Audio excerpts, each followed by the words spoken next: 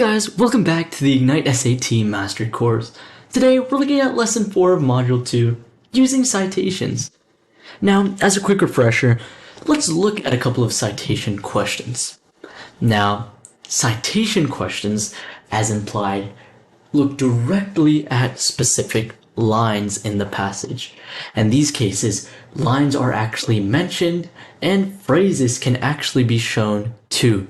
Question 11 highlights lines 1 to 9, and 15 highlights 17 to 34, but each of them have their respective phrases as well.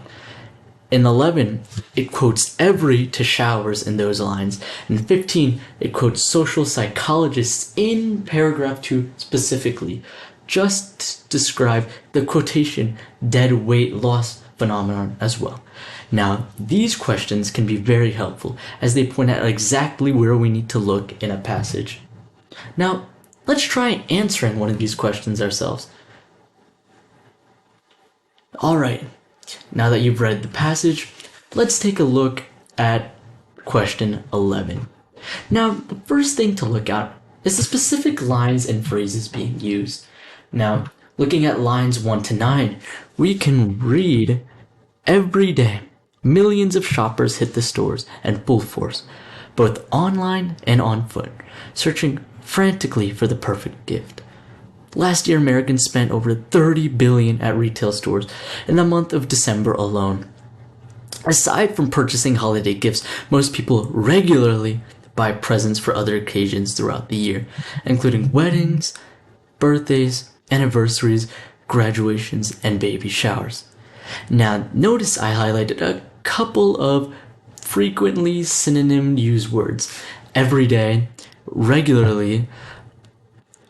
The 30 billion is actually another phrase that helps a little bit, showing the immense amount. And searching frantically, millions of shoppers hit the stores.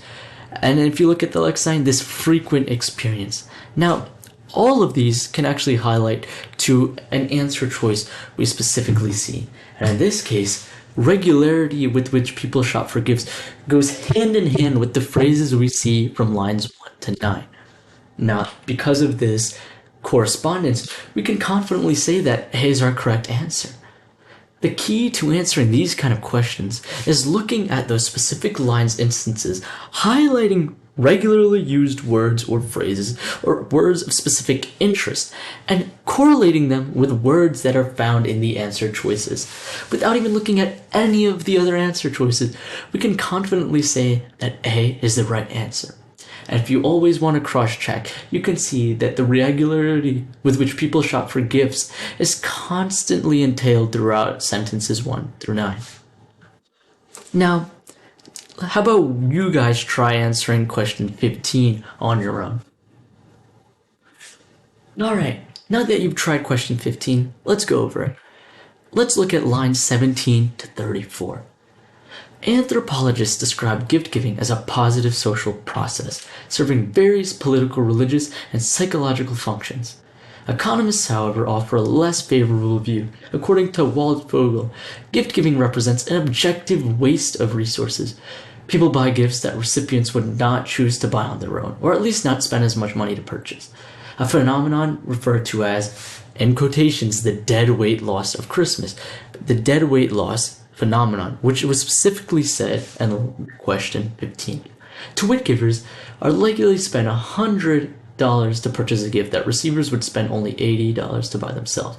This dead weight loss,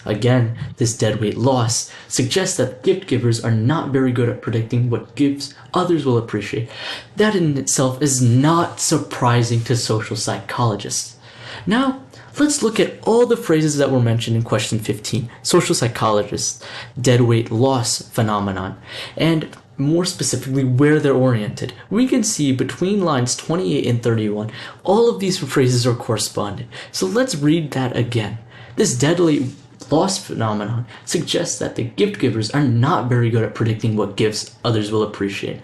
That in itself is not surprising to social psychologists. So this dead weight loss phenomenon is not surprising to social psychologists. So that means they expect it. Now, what answer choice kind of entails an expectations or something not surprising? And yeah, predictable perfectly lines up with our analysis. So we can confidently say that's our right answer.